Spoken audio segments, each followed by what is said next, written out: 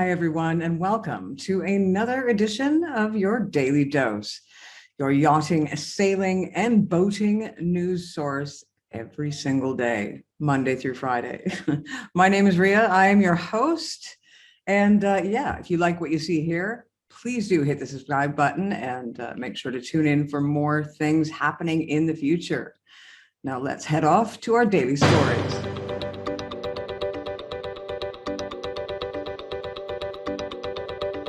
A luxury super yacht has been frozen in a German port after the police verified that its owner is a sanctioned pro-Kremlin oligarch, the country's media reported.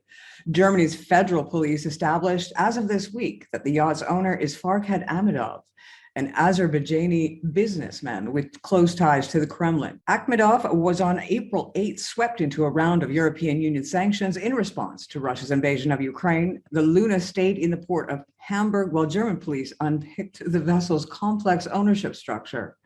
The yacht had been held in Liechtenstein Trust, a mechanism often used to conceal assets as part of a bitter divorce row between Akhmedov and his ex-wife, Mail Online reported. The yacht is worth an approximate 400 million euros or 420 million US. Reuters put that figure at around 460 million US. It measures 377 feet long and boasts 9 decks and even has a mini submarine. According to The Guardian, it has 10 VIP cabins and a 66-foot long swimming pool. The Port of Hamburg and the German Federal Police did not immediately respond to insiders' request for comment. So it looks like another one has been, I don't know what they're going to do with all these yachts, because someone's going to have to maintain them. It is going to be interesting, I think, to see what's coming in the future. They continue to get these yachts, but, you know, if you, as a country, now I think that is probably the third that the US is responsible for. If each individual country is responsible for the upkeep, by the time they sell them and for dirt cheap prices, they'll probably have paid more money in the upkeep of these yachts than they'll ever get from them. But we'll see if it has the desired effect.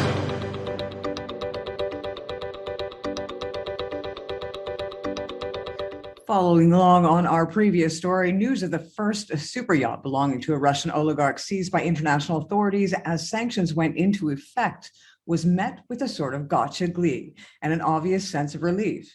The reality of these economic measures is only now sinking in because, as it turns out, maintaining a vessel of this kind is no walk in the park.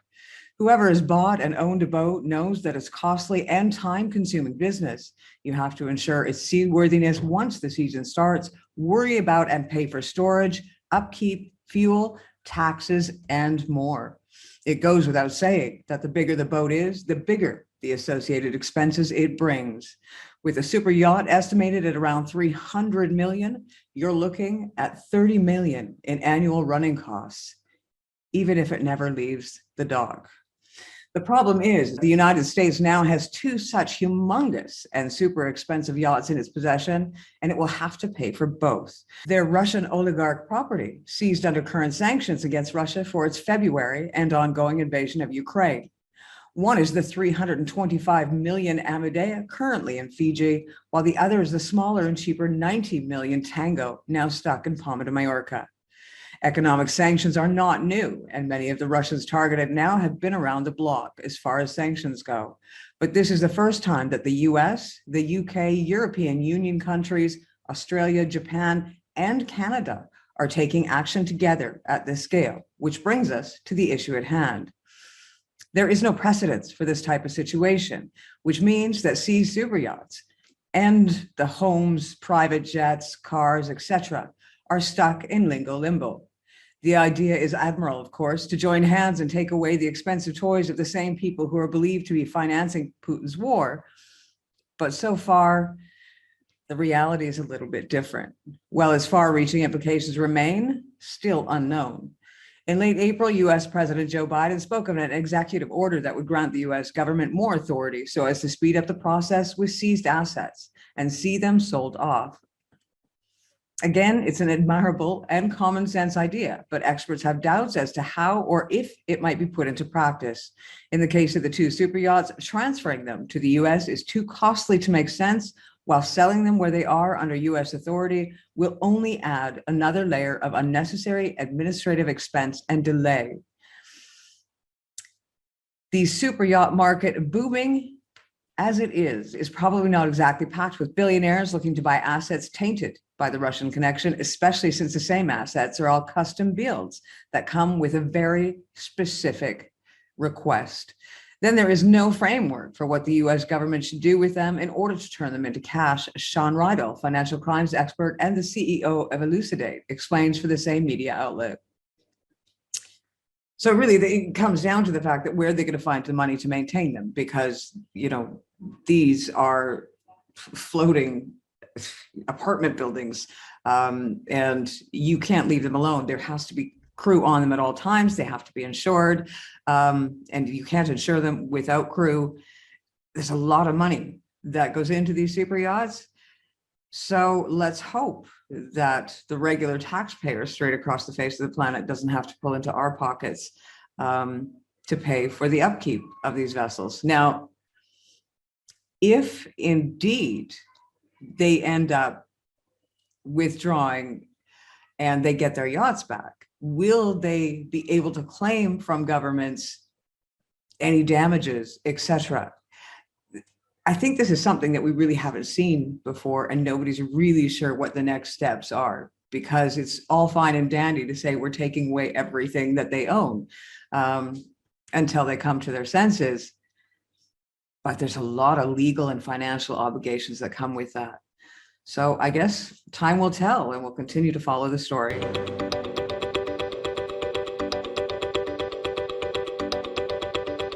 Now it's the season that everybody is looking towards, either their summer vacations. In yachting, we're looking at changing the season. We're heading from, of course, the Caribbean season and Fort Lauderdale area. We're heading over to the Mediterranean. And COVID rules are relaxing, not completely, but there's a whole pile of different rules and regulations for different countries. This information is coming to us from Blue Marine Travel. So thank you to them for providing all of this really relevant information. Hosting approximately 20 million visitors in 2019, France is easily the world's most sought after destination. Currently, travelers visiting the European hotspot from green countries such as the US can enter with proof of full vaccination or a negative PCR or antigen test performed within the 72 hours or 48 hours before entering France if unvaccinated. Spain is open to fully vaccinated travelers and those with proof of recovery from COVID-19 within the past 6 months. Visitors over the age of 12 and under the age of 18 traveling from outside of the European Union and Schengen zone do not require proof of vaccination, but instead a negative PCR test that was taken within 72 hours of arrival. Meanwhile, children younger than 12 are exempt from vaccination and testing requirements. In the US, as of late last year, air travelers aged 2 and older must show proof of a negative viral test result taken within 1 day of their flight's departure to the United States ahead of boarding. Those who have recently recovered from COVID-19 can travel with proof such as a positive COVID-19 viral test result on a sample taken no more than 90 days before the flight's departure from a foreign country, along with a letter from a licensed healthcare provider or a public health official clearing them for travel. Visitors to China are required to present 2 negative tests, including a PCR and antibody test taken within 48 hours of travel. In addition to the negative test, qualified travelers need to apply for a visa in advance and show proof of vaccination against COVID-19 on arrival. Italy recently eased COVID-19 restrictions to allow for easier entry for international visitors. Americans and other non-EU travelers can now visit Italy without fear of quarantine as long as they are fully vaccinated or have recently recovered from COVID-19. Unvaccinated individuals will require a negative PCR test result taken within 72 hours of arrival or a rapid antigen test result completed within 48 hours of arrival. Turkey only requires a negative PCR test for individuals over the age of 12 years old who are now able to show proof of full vaccination or are unable to submit a document stating that they have tested positive for COVID-19 within the last 6 months. Mexico continues to welcome travelers without requiring proof of COVID-19 vaccination, recovery from the virus, or a negative test result. However, visitors may encounter health screenings such as temperature checks upon arrival. As of May 1st, Thailand is open to those who have been fully vaccinated against COVID-19 without requiring a negative test result or brief hotel quarantine. Plus, officials have lowered the required amount of health insurance coverage from $20,000 to $10,000. Travelers will provide proof of their vaccination and insurance coverage when they register on the Thailand Pass website at least 3 to 7 days before their scheduled departure to Thailand.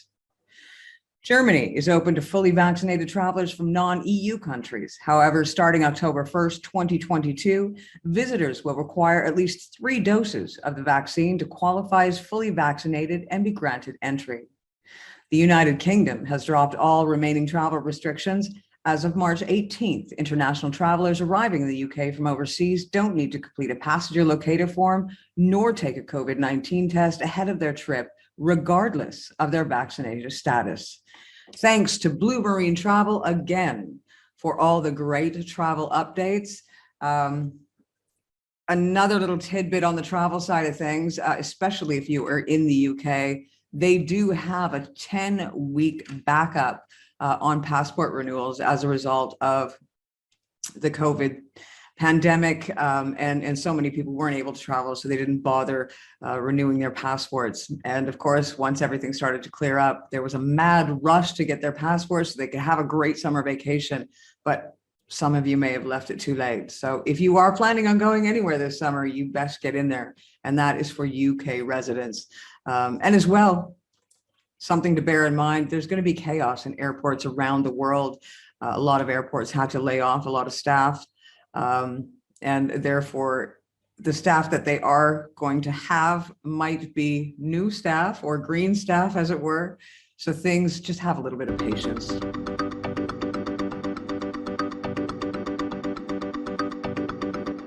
This next story has actually been taking the rounds of social media, and I think it's really important to highlight.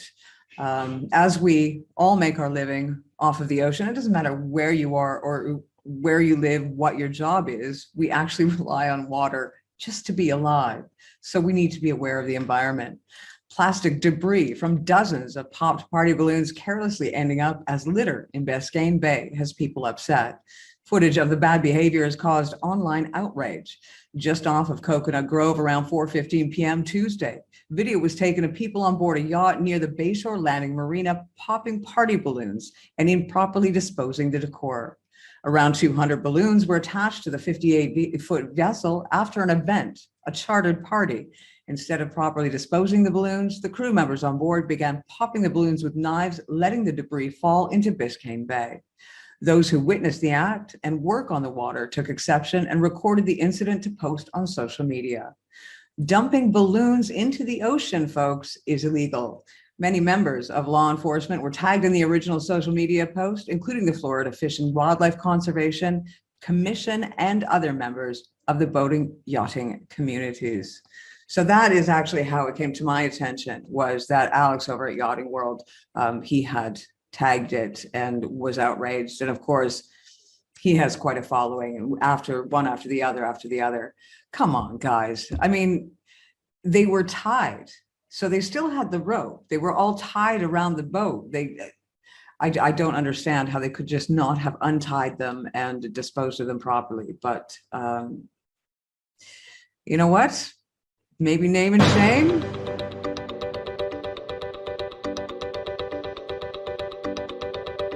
Now, this last story today, I have to apologize. I am heading back to the US, and just another shining example of some of our finer citizens.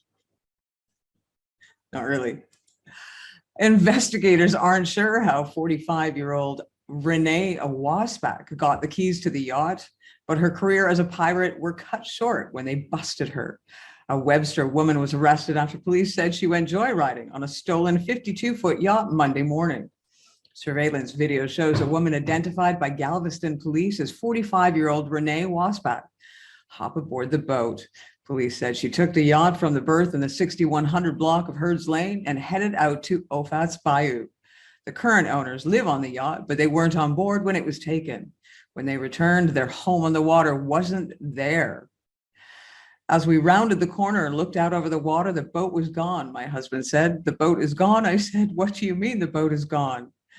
With loyalty gone, Grubbs felt like the wind was taken out of her sails. It was like having your home stolen because we live aboard. It was gone. So no one knew where it had gone or when or anything. Grubbs looked at the surveillance cameras and called police, the sheriff's office, and even the Coast Guard. 2 hours later, they found the yacht moored to a pier at 7509 Broadway, and deputies arrested Wasbach. She is charged with unlawful use of a motor vehicle and possession of a controlled substance. Police say they found, shocker, meth when they searched her. I don't know if we had a piracy in recent history, the lieutenant said. Hopefully we won't have any time soon. Investigators still aren't sure how she got inside the property because it's surrounded by a 10-foot wall. They also still have no idea how she got the keys. So first off, and I'm not sure, there was another story that I saw, it was like 11 o'clock in the morning. I don't know what it is about the States. People getting like meth off their heads and getting drunk and stealing yachts. It seems to be a thing. 10-foot wall, locked gates. I don't know how they're managing. But really, guys, come on. I said it once, I'll say it again. I don't judge anybody on their desire to use whatever they use, but just remember that if you are incapable of making correct decisions, don't do it. Just say no. Right. That's it for today's Daily Dose. I thank you guys so much for joining me once again. If you like what you've heard and you want to be part of it again and listen to it again, please do hit the subscribe button. If you have any great news stories that you think should be told, feel free to contact us at info@yachtinginternationalradio.com. My name is Ria. I have been your host. We'll see you again tomorrow.